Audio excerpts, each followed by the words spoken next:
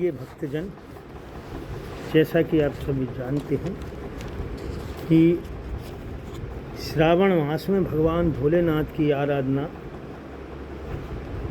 की भक्तों ने, और भक्तों ने कांवड़ द्वारा गंगा जल जगह जगह से भगवान शिव को लाकर अर्पित किया। तत्पश्चात श्रावण मास के अंतिम दिन प्रभु के आशीर्वाद स्वरूप हमें त्यौहार प्राप्त होता है जिसका नाम है रक्षाबंधन। रक्षाबंधन एक भाई बहन के पवित्र स्नेह, पवित्र प्रेम का त्यौहार है। और उसके अगले दिन एक भुजरिया का कार्यक्रम होता है। यह भी प्रेम और समर्पण का त्यौहार है, आन बान शान वाला। प्रिय भक्तों, रक्षाबंधन भारतीय सनातन पद्धति में बहुत प्राचीन त्यौहार है। इसमें बहनें अपने भाइयों को और शिष्यों को उनके गुरुजी अपने शिष्यों को, बहनें अपने भाइयों को रक्षा विधान करती हैं और भाई अपने बहनों को रक्षा का वचन देते हैं और शिष्य अपने गुरु के मर्यादा पालन का वचन देते हैं। रक्षाबंधन के दिन श्रावणी कर्म भी किया जाता है। श्रावणी कर्म ये दैनिक संध्या पूजन पाठ, वैदिक क्रियाओं करने वाले ब्राह्मणों और द्विजों का एक कार्य होता है। इस दिन यज्ञोपवीतों का संस्कार भी किया जाता है। इस दिन साल भर के लिए यज्ञोपवीत संस्कारित करके रख लिए जाते हैं। इनका उपयोग वर्ष भर किया जाता रहता है। रक्षाबंधन मनाने का विधान इस प्रकार है। यह एक श्रेष्ठ वैदिक परंपरा है। ये कोई मनगढ़ंत त्यौहार नहीं है। इसकी प्राचीन काल में इसका उल्लेख है।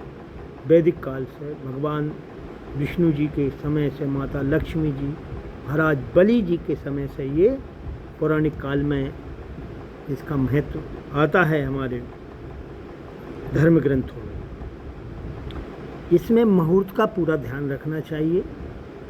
उस दिन भद्रा होती है तो भद्रा काल में रक्षाबंधन नहीं किया जाता है। भद्रा रहित समय में मुहूर्त से रक्षा विधान किया जाता है। उस दिन सब बहनें बड़ी प्रसन्न होती हैं, अपने पीहर में आती हैं, या भाई अपनी बहनों के इधर भी जाते हैं जो बहनें नहीं आ पाती। बहनें समस्त सामग्री एकत्रित करती हैं भाई के लिए। सर्वप्रथम जो रक्षा विधान में बांधा जाता है वह धागा रेशमी धागा होता है, जिसका विधान है। आजकल वर्तमान में विभिन्न प्रकार की राखियों का प्रचलन है। सुंदर सुंदर डिजाइनर और स्वर्ण चांदी के चेन वाली, सूत्र वाली भी राखियाँ बाज़ार में आज के युग में प्राप्त होती हैं।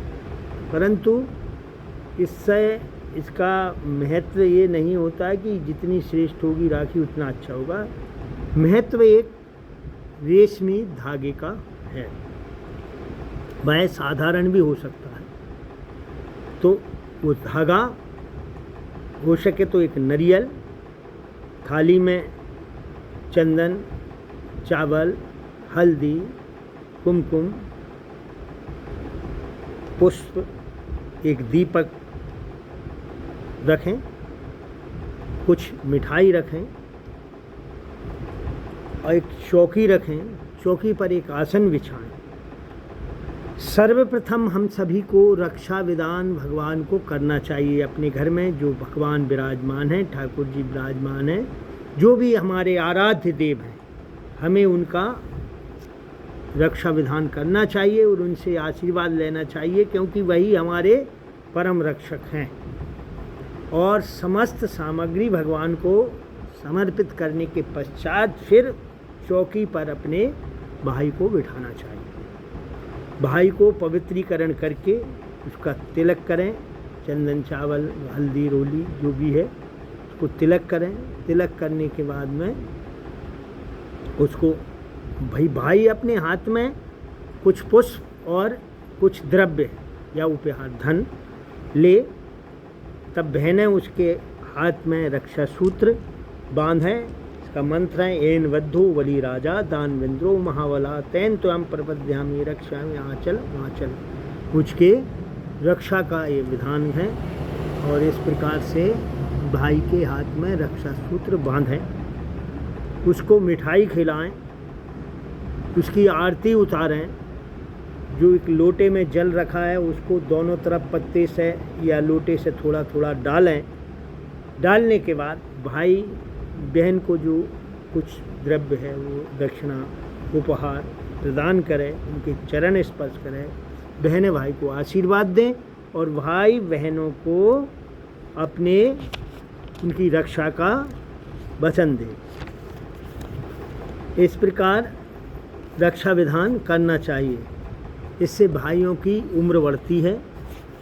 माता लक्ष्मी जी ने भी महाराज बलि को अपना भाई बनाकर रक्षा विधान किया था और भगवान नारायण को उनके वचन से मुक्त कराया था।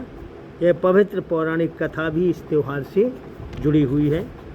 दूसरे दिन भुजरिया का त्यौहार होता है। भुजरिया जो घर में पंचमी या सप्तमी को गेहूं के दाने या जौ के दाने मिट्टी में कटोरों में या बांस की डलिया में या पत्ते के कटोरे में लगाए जाते हैं। ये विंध्य क्षेत्र में परंपरा है, सब जगह नहीं है।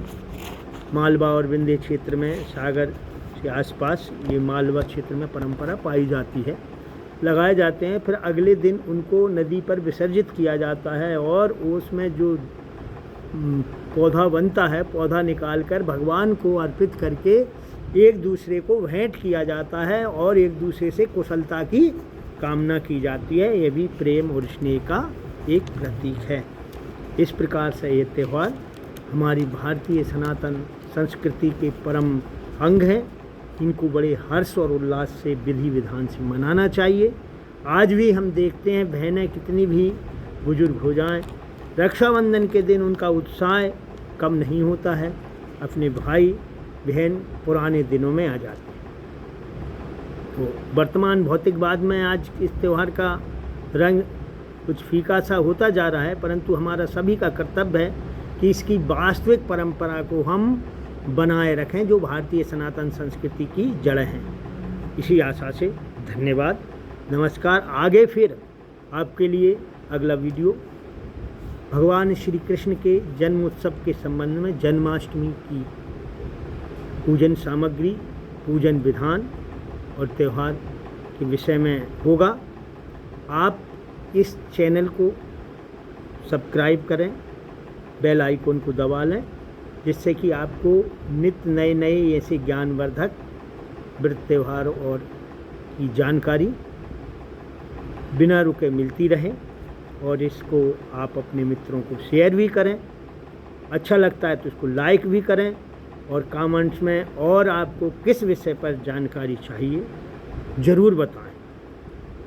इसी आशा के साथ धन्यवाद, नमस्कार।